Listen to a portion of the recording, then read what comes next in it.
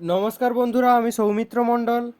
এখন বিশ্বে যত বড় বড় ইকোনমি রয়েছে তাদের মধ্যে যদি স্লোডাউন আসে তাহলে গোটা বিশ্বের অর্থব্যবস্থায় তার প্রভাব দেখা যায়।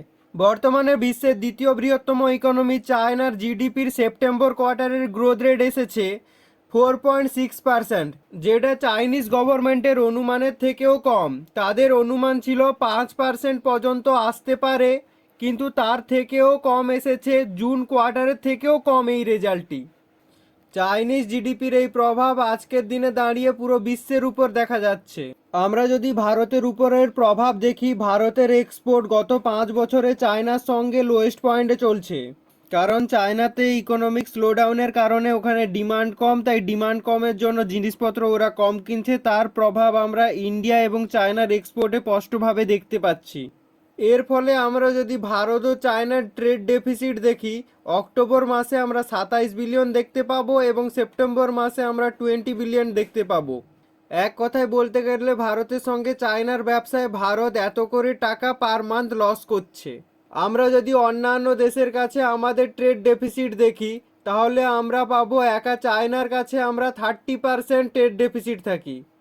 ভারত সরকার গত 5 বছরে অনেক চেষ্টা করেছে চায়নার সঙ্গে ইম্পোর্ট কম করার, কিন্তু ইম্পোর্ট তো কম হয়নি, উল্টে আমাদের এক্সপোর্ট কমে যাচ্ছে। এর কারণগুলি যদি আমরা দেখি, আমরা মেজর কারণ পাবো চায়নার ইকোনমিক গ্রোথ রেট গত কয়েক বছরে সর্বনিম্নে এসে ঠেকেছে, তাই তাদের ডিমান্ডও কম এবং তারা জিনিসপত্র কিনছেও কম। চায়নার ইকোনমিক ডাউনফলের কয়েকটি কারণ আমরা দেখে নিব। চাইনিজ ইকোনমিক মেনলি চলতো মাইনিং, বিল্ডিং কনস্ট্রাকশন এবং রিয়েল এস্টেটের উপর ভিত্তি করে।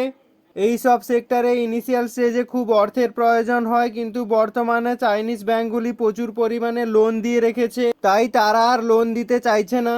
দুই, ফরেন ইনভেস্টমেন্ট আমরা গত কয়েক বছরে কমতে দেখেছি। তিন, চায়নার পপুলেশনের এভারেজ এজ 35 থেকে 40 বছর হয়ে দাঁড়িয়েছে, তাই তাদের লেবার শর্টিংয়ের প্রবলেম হচ্ছে। এই সমস্ত মেজর কারণগুলির জন্য চায়নাতে ইকোনমিক স্লোডাউন দেখা যাচ্ছে বর্তমানে। কারণগুলির সঙ্গে লড়ার জন্য চাইনিজ সরকার অলরেডি অনেকগুলি স্ট্র্যাটেজি ইমপ্লিমেন্ট করেছে, কিন্তু সবই সময়ের খেলা, সময়ই আমাদের সব বলে দিবে। ধন্যবাদ। ভিডিওটি ভালো লাগলে একটি লাইক করবেন এবং চ্যানেলটিকে সাবস্ক্রাইব করে রাখবেন।